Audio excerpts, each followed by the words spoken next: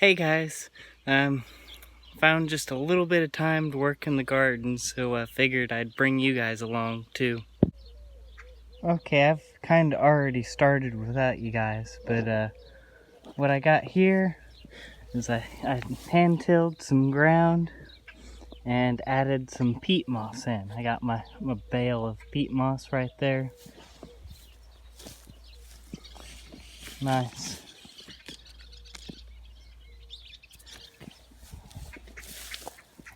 I did have, oops, sorry guys.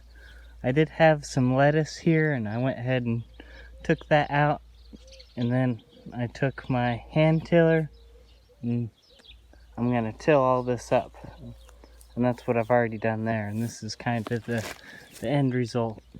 It's real nice and deep,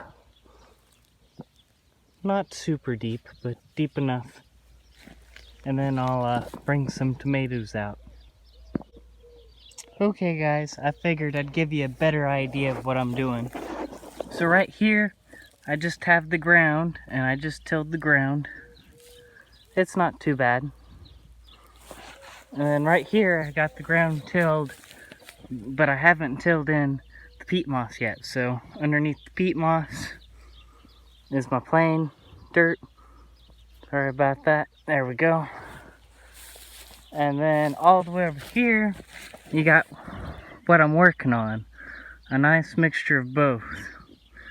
And I didn't spend a lot of time mixing it in, because I don't want to destroy the soil structure too badly. But hopefully the peat moss helps a little bit. And then I'll be right back in a little bit with some tomatoes to transplant.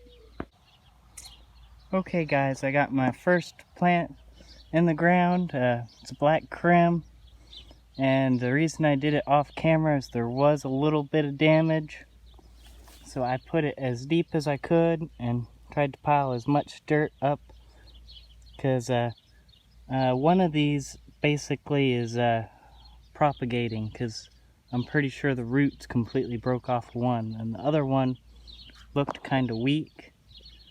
So I'm just gonna give them as much room to root as possible, and hopefully they won't get too stressed out here.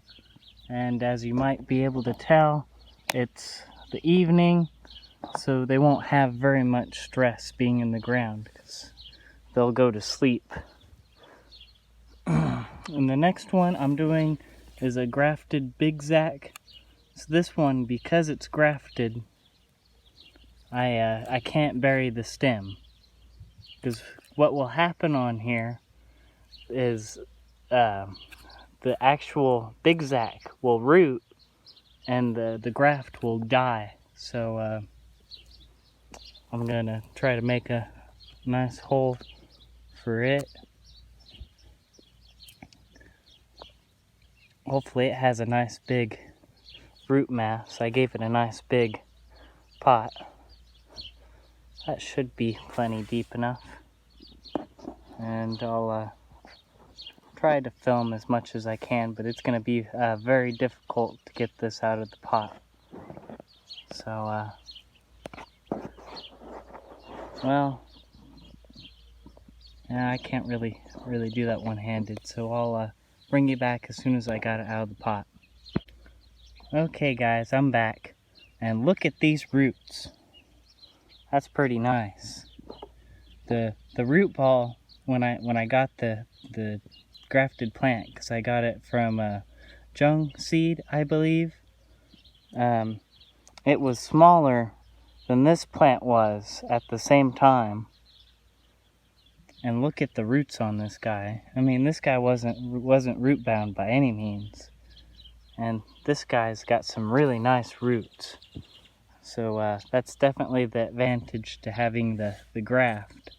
The graft seems to definitely have a better root system, given this isn't a Big Zac, but I'll try to get a Big Zac right after this to look at it and compare. Now, I didn't measure between here, but I probably should have. For a good sized tomato, I think you need 2 feet. And I think recommended for tomatoes is 1.5 feet. So, whoops, I probably should have done that. But at least this is a grafted plant. So I'll definitely try on the next plant to measure. Well, guys, I got the grafted Big Zack in the ground. Got my name tag right here. Put that right there.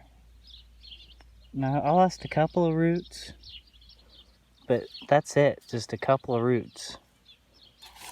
I figured it'd be a lot harder to transplant out of this container, but that was very nice.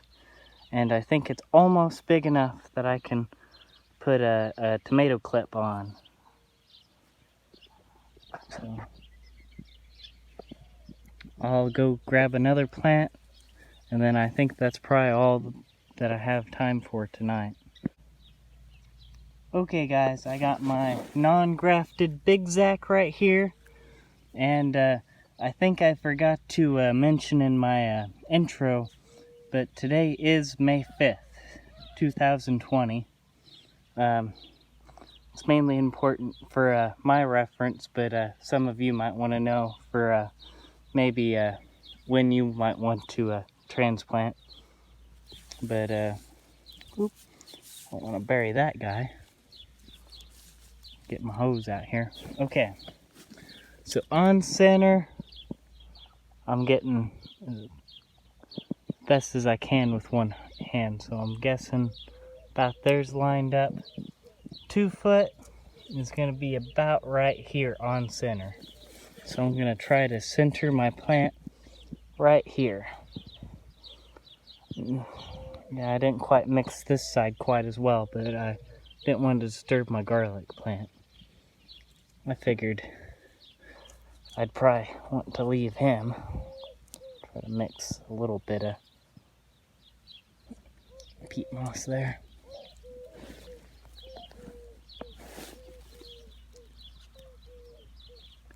Trim off little branches and stuff on the bottom. Set the name tag here so I don't lose it. And lay it on its side so I don't get dirt on the leaves. And just gently press the container, not squeezing real hard, but it should just come loose. Yeah, just like that. That was real nice. And those are some very nice roots. And I was getting a little close there, I think, root-wise. I don't like to get them root bound. I like to let the roots explore naturally.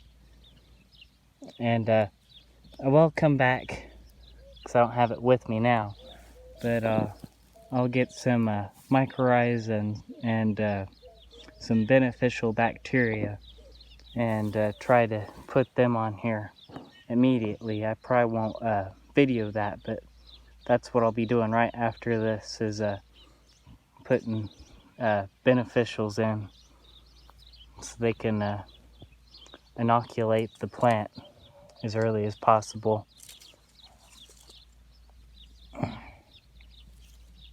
Get as much dirt and peat moss here as I can.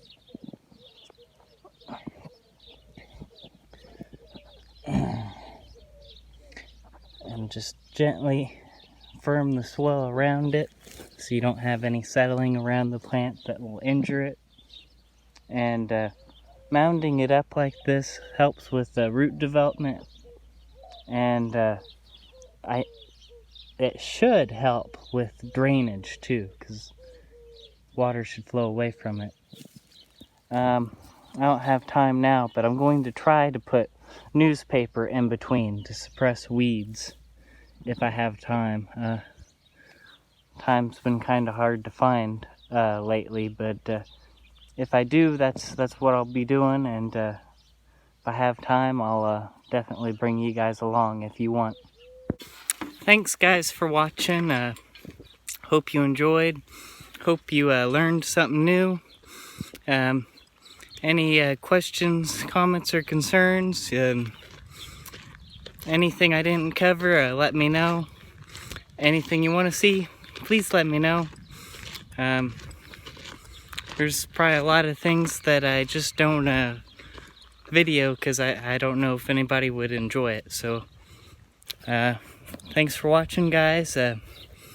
God bless all of you, and hopefully I'll see you on the next one.